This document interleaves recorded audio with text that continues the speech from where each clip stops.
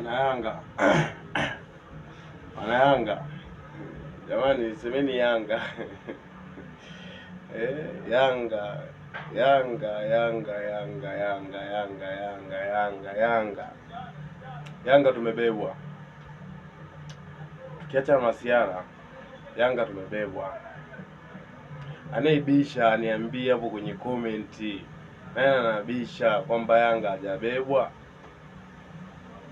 Kwa sababu haiwezekani Mpanzu hajasikika, hatujasikia Mpanzu anakabwa, Yanga amebebwa.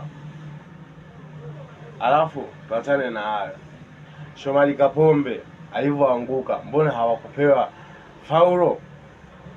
Si ile ilikuwa penalty kabisa. Yanga tumebebwa.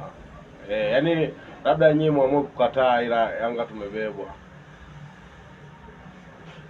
kweli. Kamara tunavyomjua pimpi, sasa hivi anaitwa pipi pimpi, ila turekebishe nani sentence, anaitwa pipi Kamara.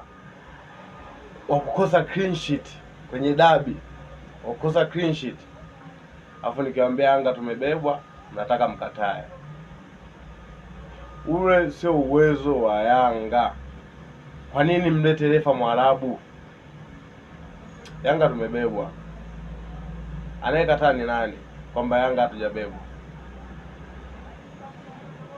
Mpanzu asisikike uwanjani. Mpanzu mimi ninapomjua Mpanzu, tunamsikia sana, yani Kagera Sugar kule tumemsikia, tumemsikia Dodoma, tumemsikia afu bado hamna ule Mpanzu ana uwezo mkubwa. Mpanzu asisikike. Tumebebwa sana Yanga, tumebebwa sana. Tupewe matangazo kidogo na wadhamini.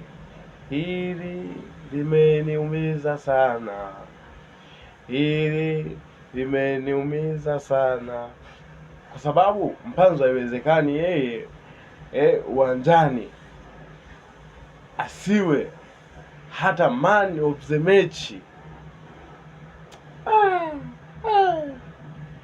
Kwa nini asikike Pacome? Kwa nini Pacome ndo awe mchezaji bora? Pacome kwani Pacome na Mpanzu nani mkali? Si Mpanzu ndo anasema kwamba Mpanzu ndo tulikuwa tunaogopa kuwakaba, Mpanzu tunaogopa kuwakaba, Mpanzu tunamuogopa. Imekuwaje kwa Mpanzu asisikike? Sisi tumebebwa bwana, msikatae. Mwana Yanga anayebisha, mwana Yanga anataka tubishane kwa hoja, ashushe comment hapo aniambie kwamba bwana mimi nabisha, kwamba bwana hatujabebwa,